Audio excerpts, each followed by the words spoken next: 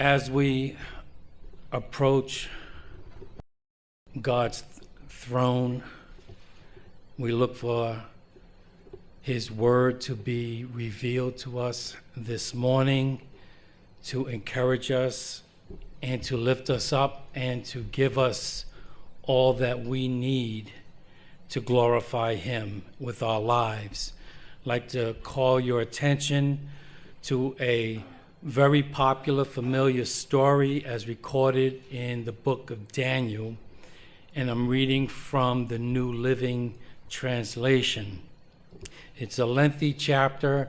I'm not going to read the entirety of it, but I'm going to pull out various verses that I believe will give us the gist of the story here. In Daniel 3, verse 1 says, King Nebuchadnezzar made an image of gold, 60 cubits high and 6 cubits wide. He set it up on the plain of Dura in the province of Babylon. Verse 6, whoever does not fall down and worship will immediately be thrown into a blazing furnace. Verse 12, but there are some Jews whom you have set over the affairs of the province of Babylon, Shadrach, Meshach, and Abednego, who pay no attention to you, your majesty. They neither serve your gods nor worship the image of gold you have set up. Verse 14, and Nebuchadnezzar said to them, is it true, Shadrach, Meshach, and Abednego, that you do not serve my gods or worship the image of gold I have set up? 17, if we are thrown into the blazing furnace, the God we serve is able to deliver us from it, and He will deliver us from your majesty's hand. But even if He does not, we want you to know, your majesty, that we will not serve your gods or worship the image of gold you have set up. I also want to call your attention to Hebrews 11, commonly known as the faith chapter from the New International Version. And at verse 35, there were others who were tortured, refusing to be released so that they may gain an even better resurrection. Some faced jeers and flogging and even chains and imprisonment. They were put to death by stoning. They were sawn in two. They were killed by the sword. They went about in sheepskins and goatskins, destitute, persecuted, and mistreated. The world was not worthy of them.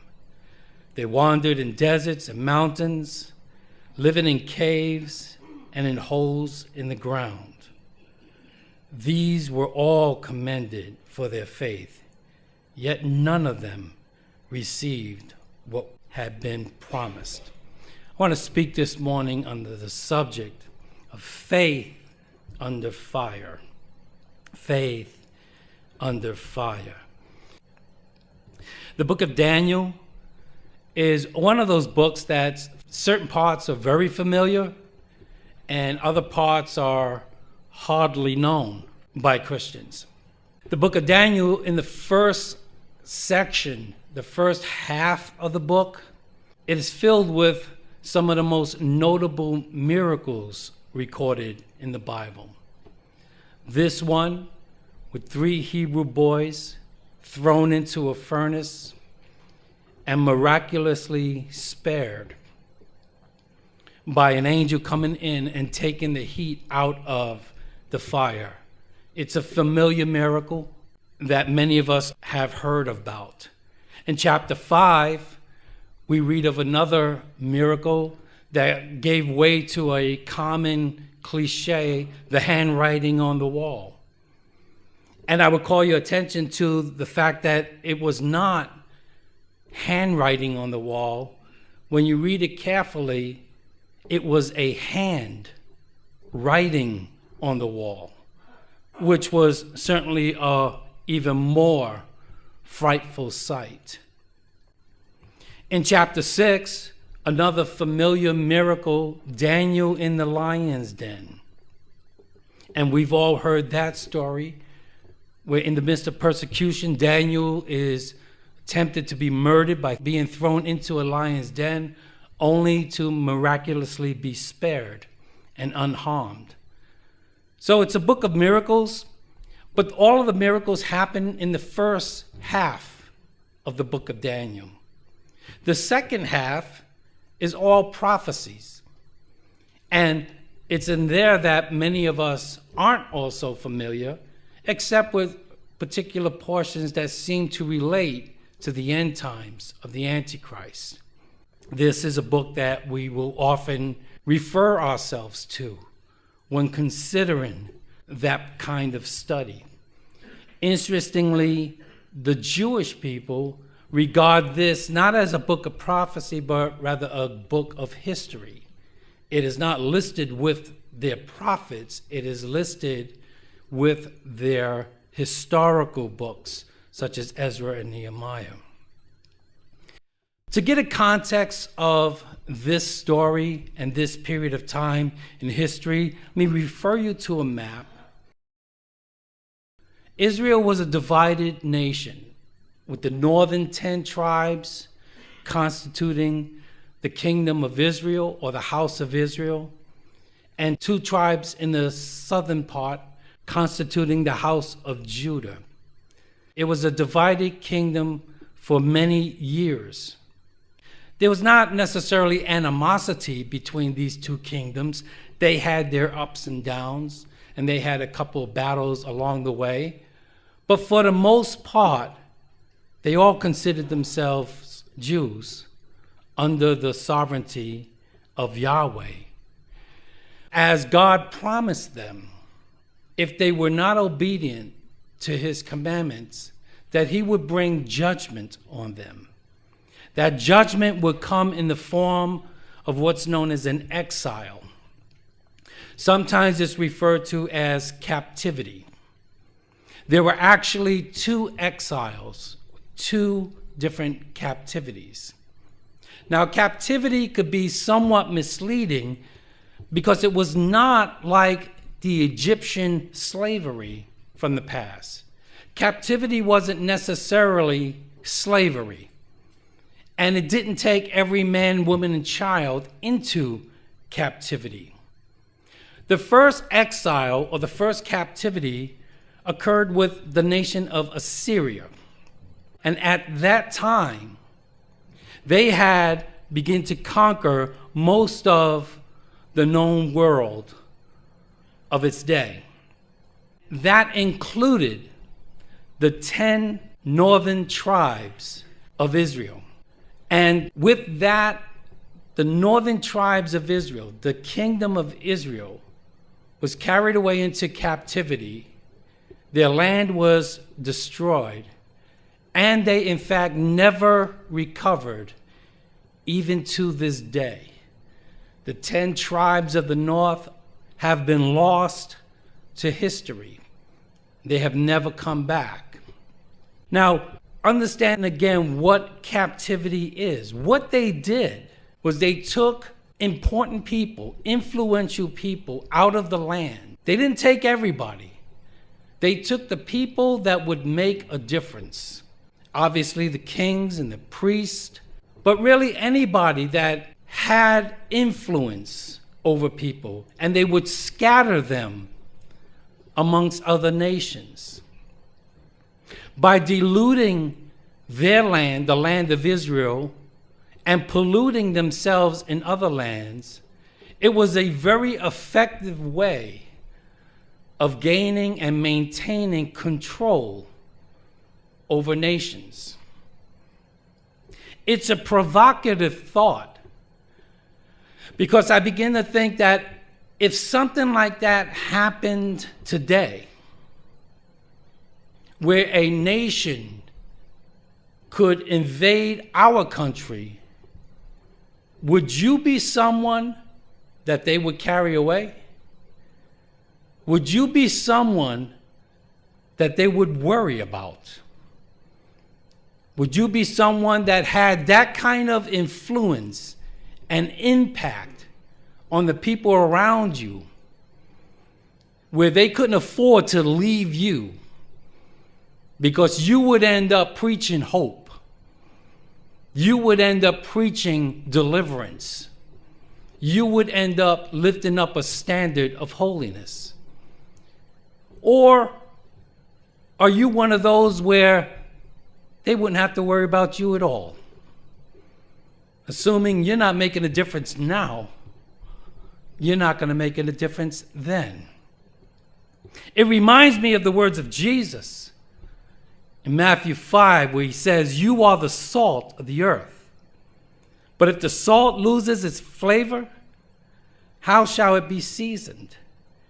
It is then good for nothing, but to be thrown out and trampled underfoot by men. You are the light of the world.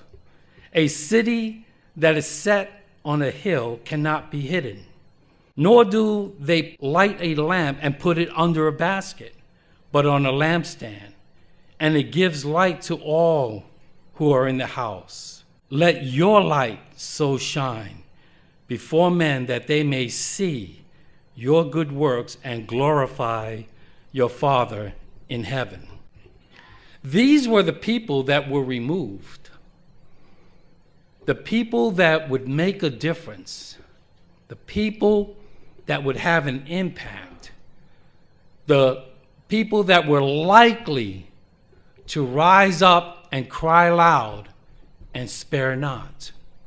Such men were Shadrach, Meshach, and Abednego.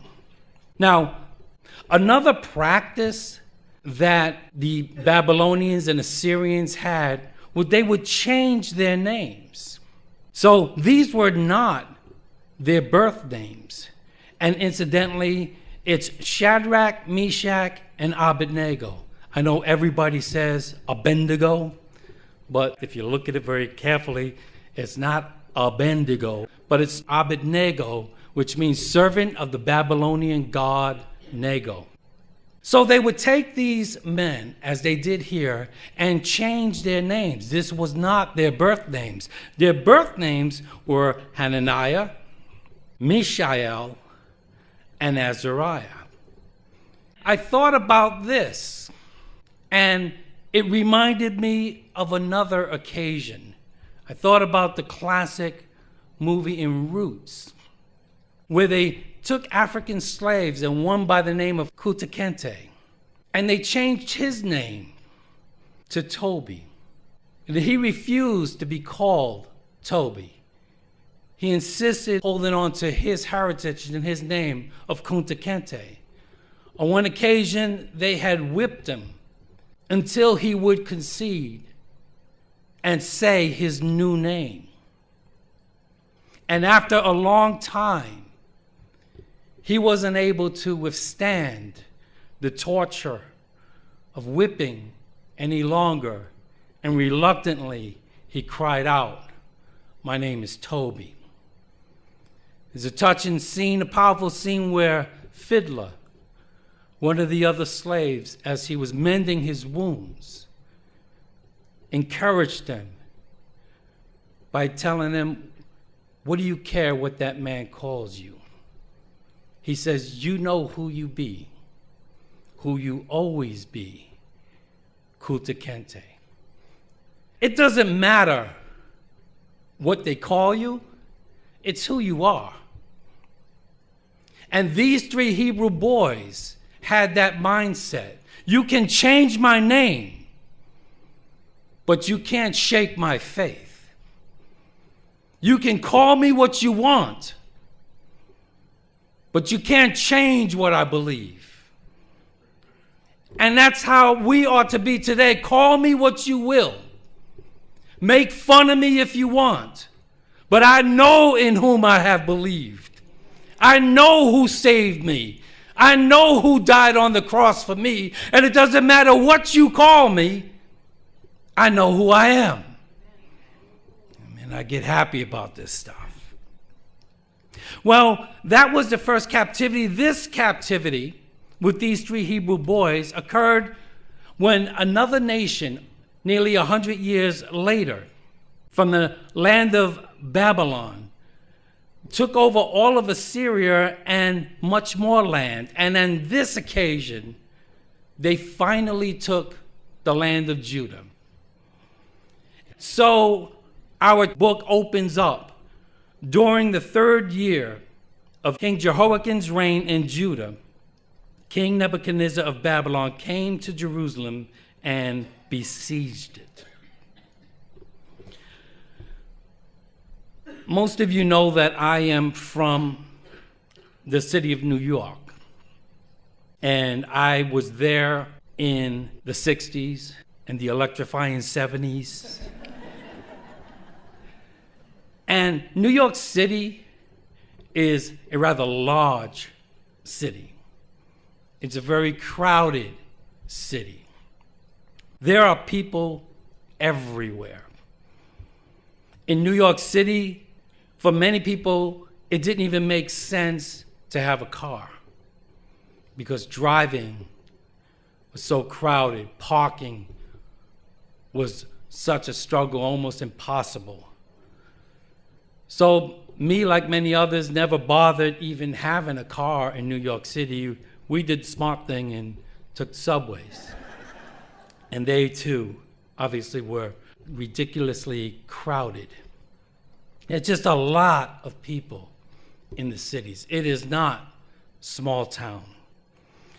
The churches also, while they had many small churches, there were many large churches, particularly for that time, in the days before the megachurch.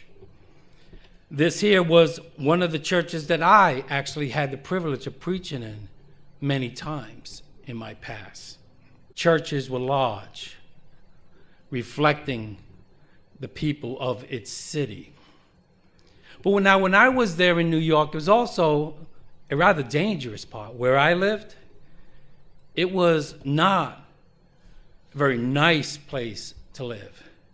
There was a lot of crimes, gang warfare, and I know there's such things in other parts of the world and much more today. I understand that. But I'm just telling you, when I was there, you didn't go out in the street at night.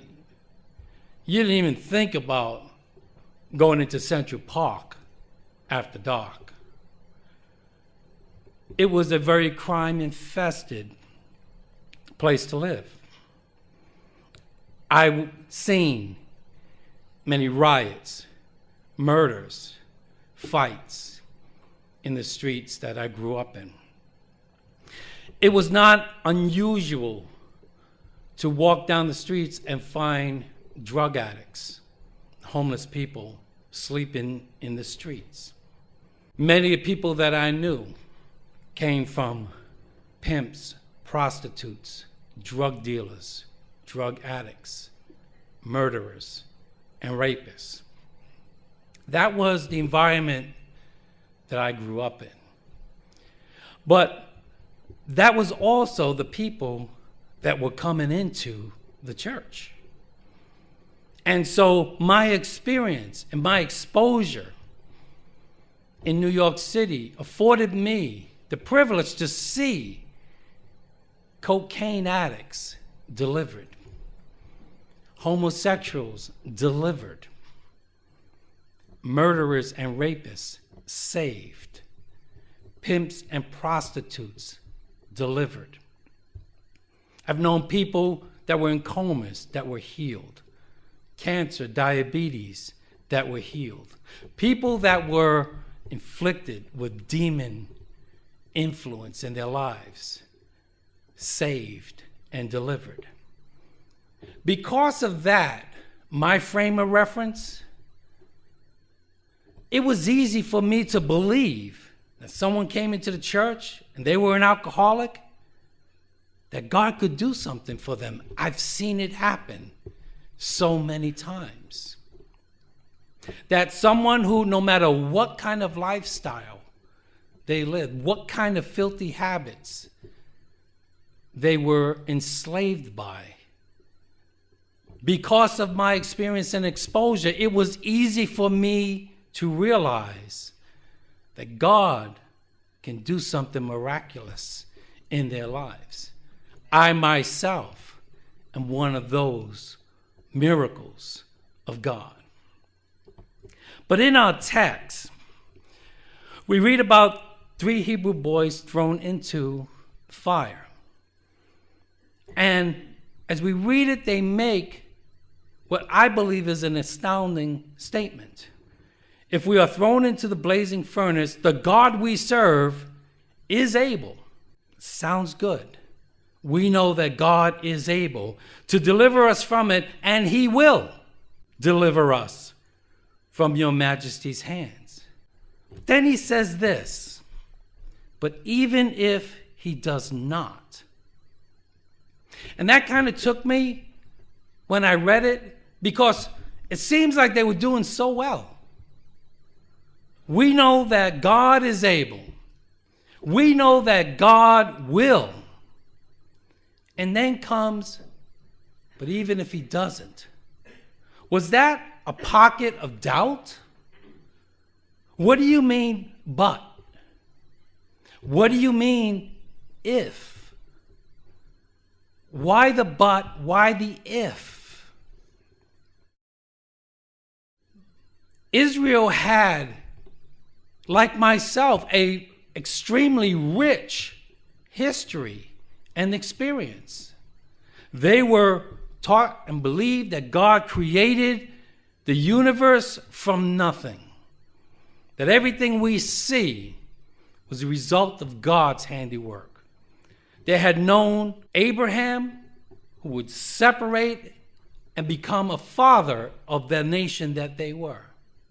Through their history, through all kinds of troubles, God raised up one of their own, Joseph, made him Prince of Egypt, and preserved them through a horrific time. When they found themselves as Egyptian slaves, they would know Moses, sent by God through a miracle, an astounding miracle of the burning bush, that God would summon a man to stand before the most powerful nation of its time, one of the most powerful in all of history, and demand that he would let God's people go. They seen many miracles, turning the Nile River into blood, inflicting many plagues, doing what it takes to get his people into freedom. It would climax to the Passover, where God spared them from death, killing the firstborn, finally gaining their release to freedom. Miracle after miracle, supernatural deliverances. When they were out and Pharaoh again tried his last ditch effort to stop them, we see another miracle, God parting the Red Sea and killing Pharaoh's army. Led through a wilderness, and again witnessing many miracles. A pillar of fire guiding them, preserving them to the harshest of environments, bringing water in a desert where there was never supposed to be any water. Moses' deliverance, taking them to the promised land, the land that they would know as the kingdom of Israel. After Moses, it was passed on to Joshua, who likewise led them through many battles. Another miracle of bringing down the walls of Jericho. Miracle after miracle. Throughout their history, God raising up leaders and empowering them with supernatural abilities. Samson killing a lion with his bare hands. On another occasion, killing 1,000 armed soldiers with just a jawbone. Samson bringing down the temples with his hands, empowered by God. miracle after miracle. That God would raise up a boy from the shepherd's fields and cause him to slay a giant with one stone. So Israel's history was rich with supernatural deliverances, prophets that he would send to remind them that God was a God of power. Elijah, who would pray for rain in a time of drought, who would call down fire against the false gods. Even prophets who were disobedient, we find God still sending miracles of deliverance. So all through the hundreds of years of Israel's history, they had seen and witnessed God conquering false gods, overturning false prophets, showing and proving himself to be the one true God. But now, Israel is gone. Northern tribes were gone. Judah was gone.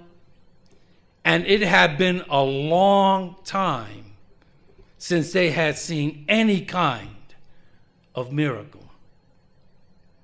If ever a time in history when it felt like God had simply left them and abandoned them, it was here, and it was now. It reminds us of one occasion when God spoke to Gideon. The angel comes to him and says, God's going to do a great work with you, Gideon. But Gideon replied to him, with all due respect, my Lord, if the Lord is with us, why has all this happened to us? How many times have our prayers sounded like that?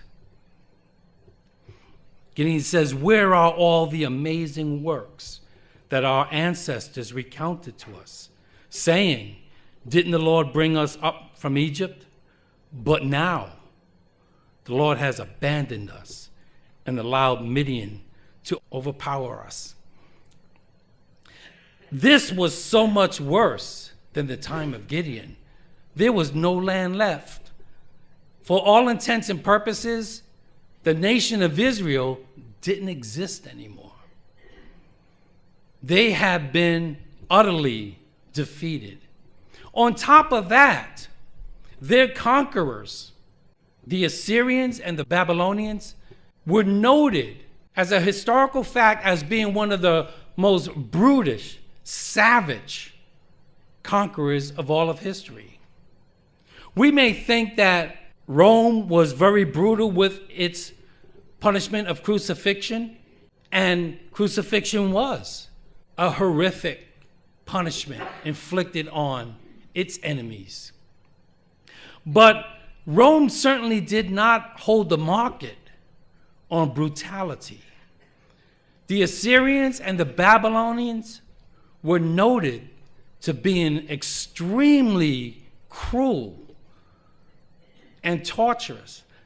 They did things that were unbelievable. They did things that were so horrific, I don't dare put them up on the screen to show you, including such things as human sacrifice and child sacrifice that they would throw into the fire, which explains the fiery furnace that was already there and waiting. And Nebuchadnezzar was one of the cruelest of them all.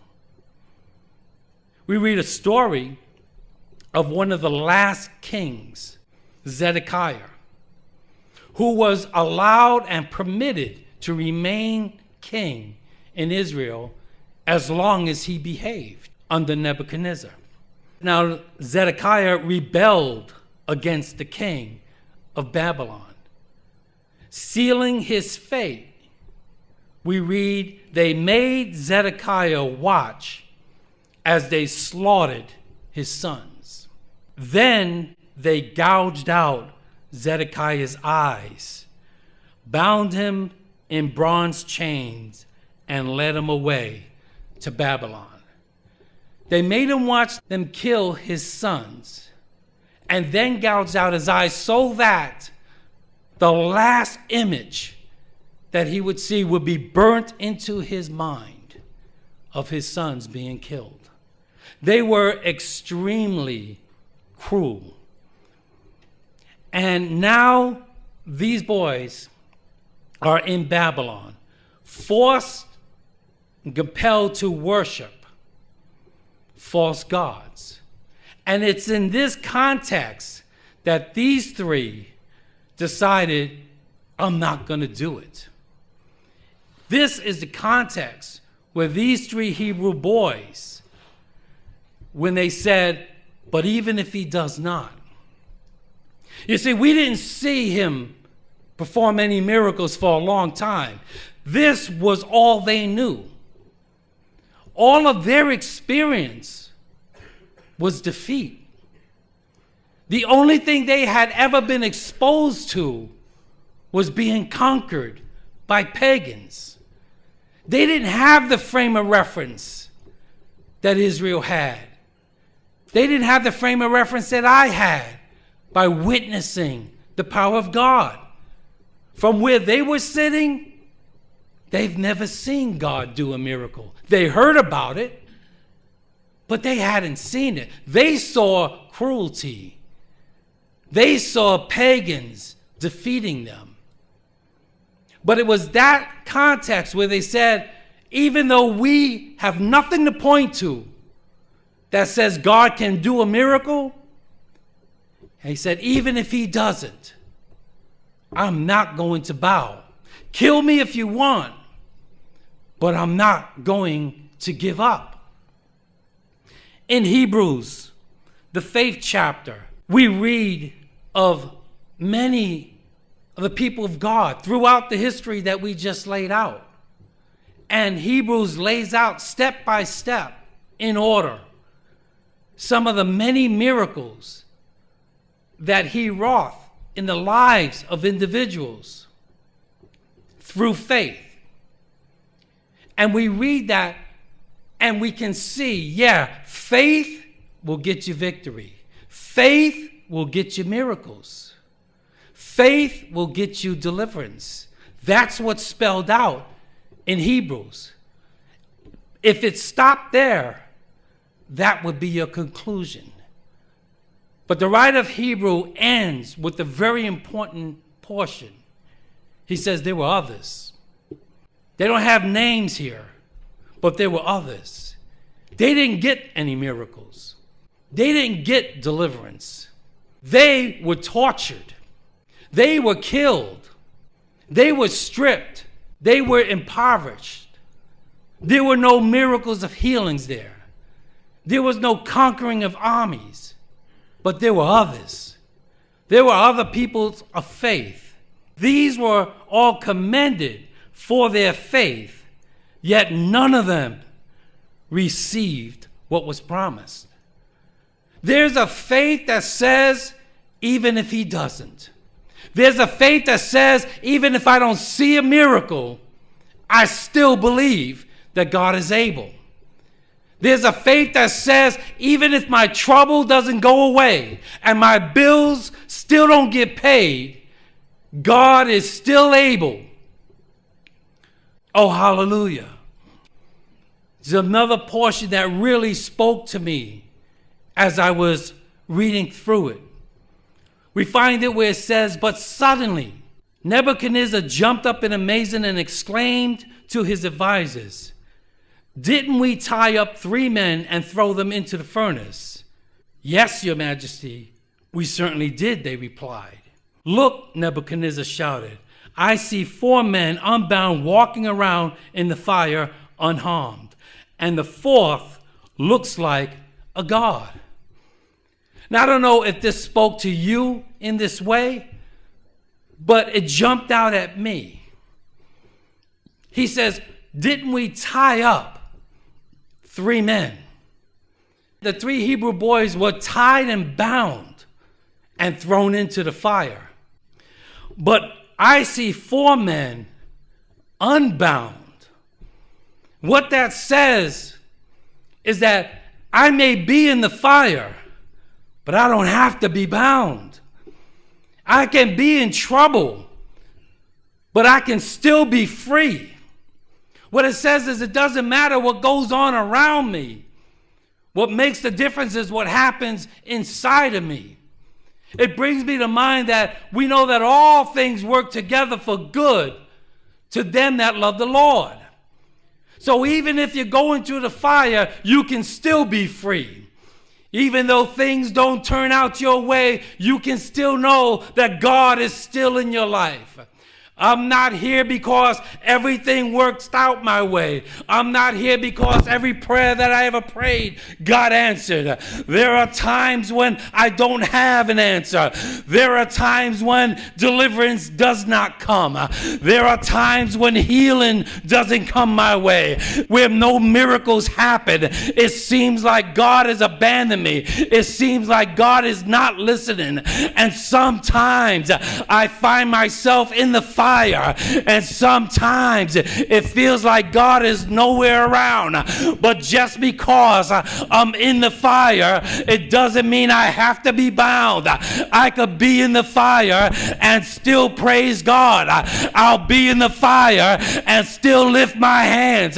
I'll be in the fire and say, I will bless the Lord at all times, and his praise will forever be in my mouth. I may be burning up. I may have trouble all around, but God is still with me. He'll never leave me. He'll never forsake me. Even in the fire, he's still right there. Even in the fire, I'll praise him. I'm going to hold on. I'll hold on. I'll hold on. People get ready. Jesus is